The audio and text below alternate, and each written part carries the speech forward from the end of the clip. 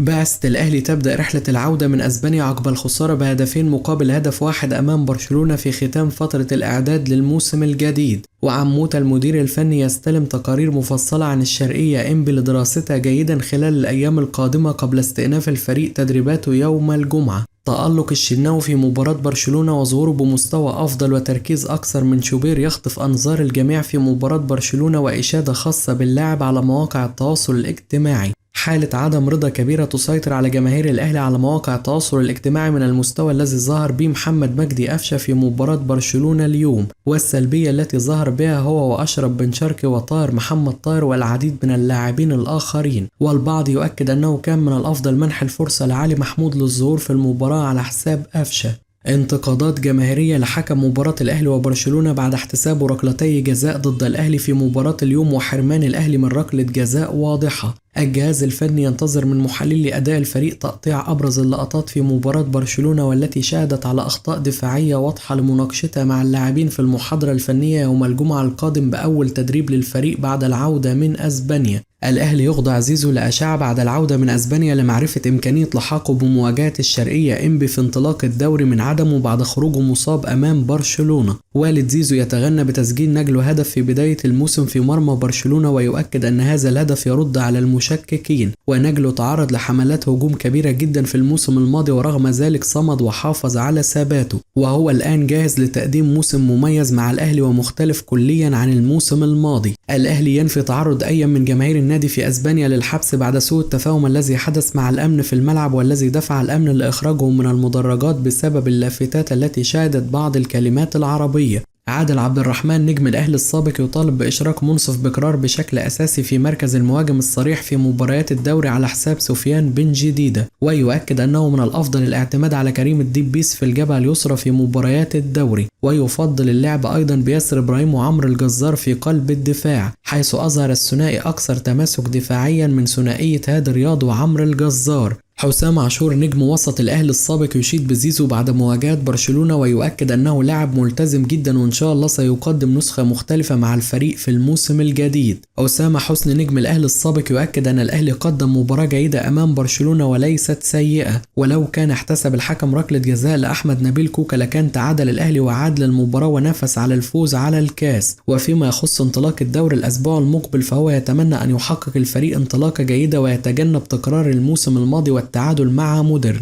الحساب الرسمي لبرشلونة يشيد بحمزة عبد الكريم بعد استمرار تألقه أمام الأهلي وتسجيله هدف في مرمى مصطفى شوبير اليوم، والصحف الإسبانية تؤكد أن هذا الهدف سيساهم في حصول اللاعب على فرص أكبر الموسم الجديد. المتحدث الرسمي باسم الجيش الملكي يؤكد أن هناك محاولات أخيرة مع الأهلي لضم رضا سليم لصفوف الفريق قبل انطلاق الموسم الجديد. محمد النني يؤكد عبر قناة الأهلي أنه لم يدخل مع الحسين عموتة في أي مشاكل أثناء وجوده في الجزيرة الإماراتي مثلما ذكر خالد الغندور في الأيام الماضية، وعلاقته بالمدرب المغربي أكثر من ممتازة، وقام بزيارته في منزله بالإمارات سابقا. وعموتة مدرب صاحب شخصية قوية وشبيه مانويل جوزيه، وهو شخصيا يتوقع نجاحه مع الأهلي. الأهلي يقدم شكوى رسمية للمجلس الأعلى للإعلام ضد المدعو خالد الغندور بسبب تصريحاته الأخيرة عن حسين عموتة. الصقر أحمد حسن يشيد بشكل كبير بثقة الشناوي في مباراة برشلونة، ويؤكد أنه يستحق اليوم لقب رجل المباراة من وجهة نظره، والأهلي محظوظ بوجود الشناوي وشوبير في صفوفه، ويبدو أن المنافسة مستمرة بينهم على المشاركة أساسيا، ويحسب للشناوي عدم الاستسلام والقتال على مكانه والظهور بهذا التركيز وهذه الشخصية. ويؤكد أيضا أن مباراة برشلونة أظهرت أن الأهلي يملك مهاجمين جيدين قبل الموسم الجديد رغم قلة فرص الفريق في المباراة، وهو يشعر أن سفيان بن جديدة ومنصف بكرار ثنائي سيقدم إضافة للفريق في الخط الأمامي، وقدراتهم ستظهر بشكل جيد جدا في الدوري المصري لأن فيهم ريحة المهاجمين الجيدين.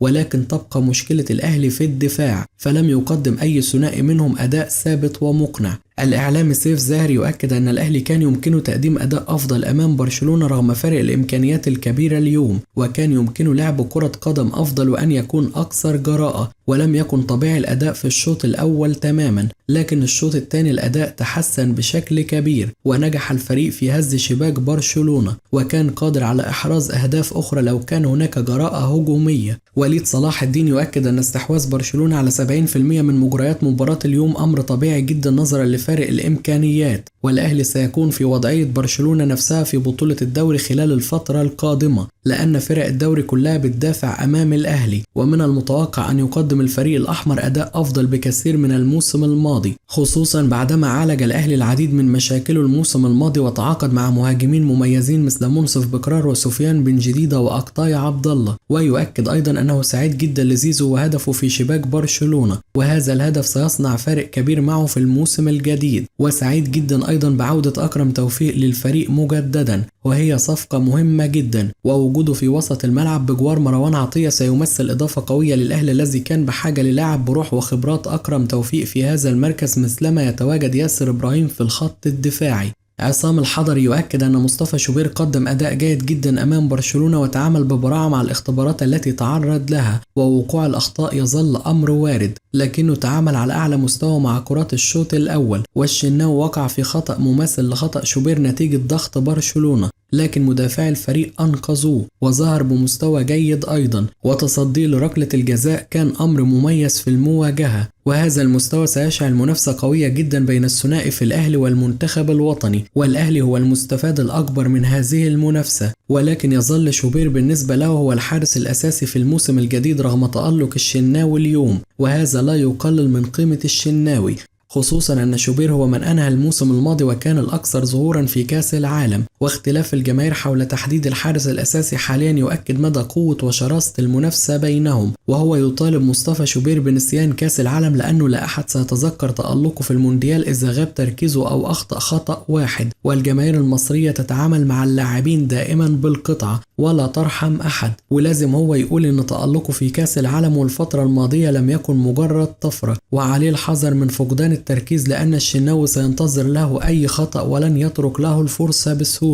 وهو سعيد جدا بمستوى الثنائي ويتمنى لهم تقديم موسم موفق أيا كان من سيشارك فيهم. ورسالته لجماهير الأهلي لا تستعجلوا في الحكم على اللاعبين من بداية الموسم، فهناك من عاد مجهد من كأس العالم، وهناك من عاد من إعارة، وهناك من انضم حديثا للفريق. عماد متعب يؤكد أن أداء الأهلي في الشوط الأول لم يكن مقنع على الإطلاق، لكن تحسن الفريق في الشوط الثاني وظهر أكثر تنظيما، وكانت هناك فرص بعكس الشوط الأول تماما. والأهم في النهاية هو الاستفادة من هذه المواجهة قبل انطلاق المباريات الرسمية. وهو شخصيا يتمنى أن يرى في الدوري المصري شخصية الأهلي وهيبته وهويته التي غابت تماما الموسم الماضي، حيث كانت أقل الفرق تهاجم الأهلي ولا تخشاه، وهو ما يتمنى أن يتغير في الموسم الجديد، وأن يضغط الأهلي على أي منافس من الدقيقة الأولى مثلما فعل برشلونة في مواجهة اليوم. وفيما يخص حمزة عبد الكريم فربنا كرمه ببدء مسيرة مميزة جدا لم يحظى بها أي مهاجم في تاريخ مصر من قبل، ومستحيل أن يتوقع أحد مسيرته الحالية وأن يلعب في برشلونة في أول تجربة احترافية له. حتى صلاح نفسه لم يبدأ هذه البداية القوية واحترف في أندية مثل بازل في البداية، ونتمنى للاعب أن يواصل التطور وأن يصل لمكانة بعيدة جدا في عالم كرة القدم.